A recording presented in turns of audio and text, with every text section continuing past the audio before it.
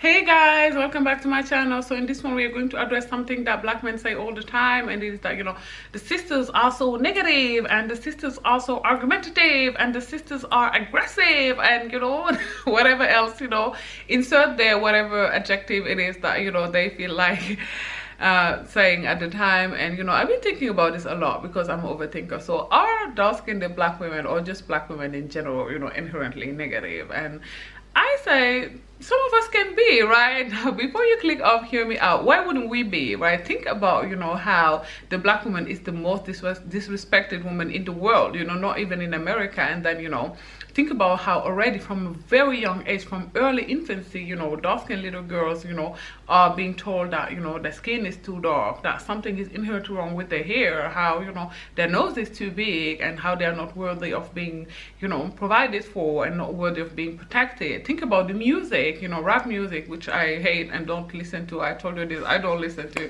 Doja Cat, and I don't know who is at the top of that game right now, and how all these male rappers who keep saying in every song that black women are HO and they're only good for the A, and whatever else it is they say. And pages like the Shade Room, where I saw a meme, and they were dark-skinned black women with a child on her lap, and the meme said like what the first baby mama of every rapper look like, right? And if you are bombarded like with all of this negative messaging, like that black women are, with 24/7 everywhere, from TV to Instagram to, even their own families, then why wouldn't they internalize some of it? Psychiatrists have made, studies after studies after studies. There are countless studies about this, how, what people hear, kind of all the time, kind of become their internal narrative. This is why psychiatrists ask people to be mindful of what they say to their kids, because as they grow, this is going to become their inner voice.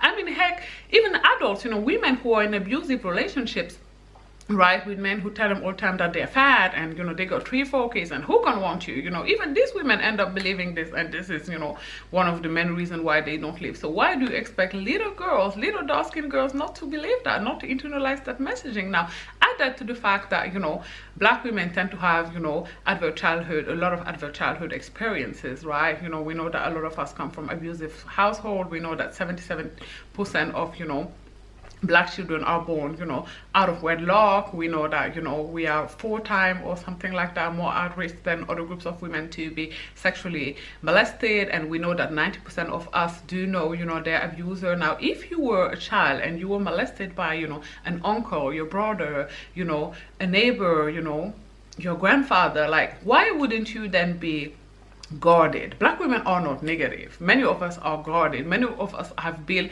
walls around themselves because they're tired of trusting people, and then these people hurt them. Okay, so of course if you're molested by someone that of course you are, if you're walking down the street and a black man just jump out of nowhere and try to talk to you, of course your first reaction is going to be you're going to be shocked, perhaps even triggered, and of course you're going to tell him off, perhaps in the nicest way, because at that moment like you're going through the fear that you had as a child or again, right? It makes so much sense to me, at least, and I hope it makes sense to you guys. So no, black women are not inherently negative, or whatever it is, the narrative that the world want to say about us today, angry and whatever else, And honestly, if some of us were angry, they would be well in their right to be angry. Like why shouldn't they be? If you go to all of that, I mean, hell, you get to be angry. Now don't hold on to that anger. Okay, don't make anger your permanent address. Make sure that you move from there at some point eventually, but you get to be angry, you get to be mad. Like please just leave black women alone.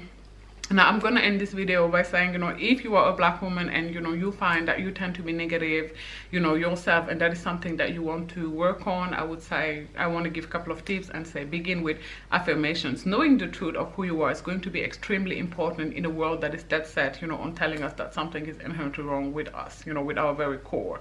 So make sure that every single morning, you do affirmation, you write, the truth about who you are. Now you know yourself better than I do, but let's say you're you're smart, you know, you're funny, you know, you're kind, you're beautiful. Make sure you write this every single morning. You know, repetition is pedagogic. The way these people told you every day that something was wrong with you, until you internalize it and believe it and make it your truth, you need to challenge those thoughts. Okay, your mind, your brain lies. You need to challenge that thinking. So you need to write each day, every single day, you know, stuff that you love about you. Okay, your hair is your crown. I don't care what the world says. Okay, make sure that you do that every morning. Okay, do post-its, you know, put them on your bathroom mirror. You know, I'm successful, you know, I'm capable, you know, I'm smart, right? You know, every morning, so that every morning when you wake up, as you're brushing your teeth, you're saying this. It's so important to, you know, have this messaging enter your subconscious, you know, like at the earliest time in the morning, just as you wake up, because, you know, as you wake up and when you're going to bed, this is when, you know, your subconscious is the most open. Perhaps you can